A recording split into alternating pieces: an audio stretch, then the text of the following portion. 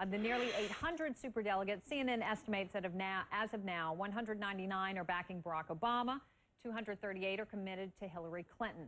So get ready for some good old-fashioned backroom political lobbying as both Clinton and Obama line up the rest of the superdelegates to try to cinch the nomination. Joining me now, Willie Brown, an experienced hand at Democratic Party politics, first as Speaker of the California State Assembly and then as Mayor of San Francisco. And we should say he has neither endorsed a candidate nor contributed to a campaign. And Edward Espinoza, and he has worked for Bill Richardson's campaign and is now an undeclared superdelegate from California.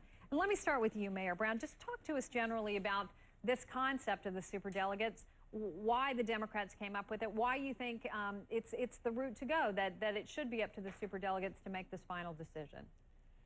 The business of the superdelegates evolved over a long period of time. It was first put in place in 1984, and it was for the express purpose of making sure luminaries in the Democratic Party would not be required to run in caucuses or run in primaries, because many times single issues determine who shall be the person going to the convention.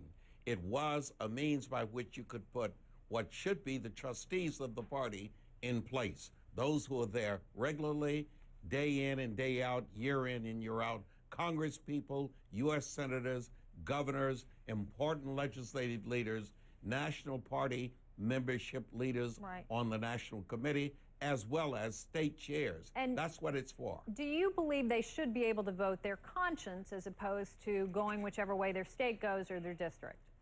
Absolutely. The rules make it very clear that they are delegates to the convention like any other delegate, except that they're unpledged, which means that they can use whatever standard they may wish. Hopefully, it will be a standard that's in the interest of the Democratic Party. Let me bring in Mr. Espinoza, and as you know, I just want to get your take on the position of the campaigns. Essentially, Hillary Clinton agrees with Mayor Brown that the delegates should vote their conscience, whereas Barack Obama is arguing, since he is ahead in terms of the number of pledged delegates, that they should go with their district or states. What do you think? Well, I think that superdelegates play an important part in the process, but that's the key, is that we're part of the process. We're participants. We should not be the ultimate deciders. So while there is a place for party activists and party leaders to participate in the nomination, I don't think it's our role to make our own decision and choose the nominee that may go against the will of the people. So there's a lot of... Go ahead. So be clear, well, for example, you're from California, so right. Hillary Clinton won California. Does that mean that you will support Hillary Clinton?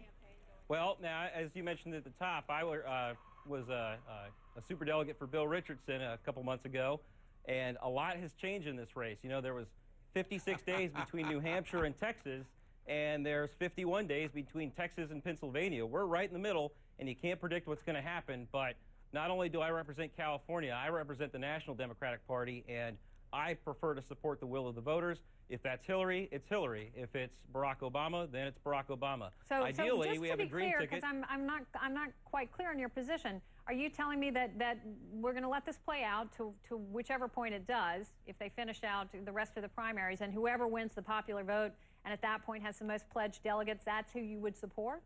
Well, I think at this point, the superdelegates should stay out of it and let the primaries run their course. There's no way we can predict what's going to happen over the next 50 days. Now, we go through these scenario generators. John King's got his giant iPhone where he does all the maps and such. The truth is, we don't know which way it's going to go. I've stopped trying to predict what's going to happen in each election each day. There's a long road in front of us. All the supers who have endorsed up until now, that's one thing. But for them to get involved in a race that's closer than two coats of paint, I think it's best to let the states participate and let it run its course. Mayor Brown, let me go back to you. As Nancy Pelosi, Speaker of the House, has essentially said the same thing, that superdelegates should stay out of it for now and let this process play itself out. Do you agree?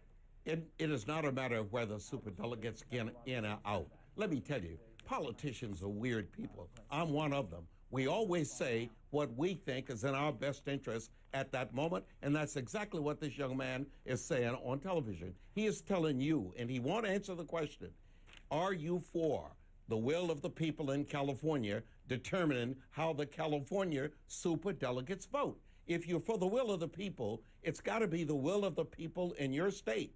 he's opting out to say the will of the national. That doesn't make any sense.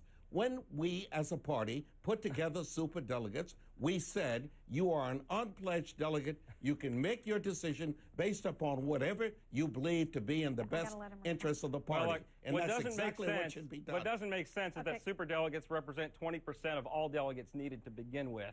So if we're going to pick and choose what makes sense, let's say that we're a 50-state party and not a one-by-one state party, and go with the will of the people at the voting at the polls. Okay, we got to end it there, gentlemen. A debate I wish could go on much further, and we may have again. Thank you very much for your time, Mayor Willie Brown and Edward Espinoza. Appreciate it. Glad to be here. Thank you. Coming up.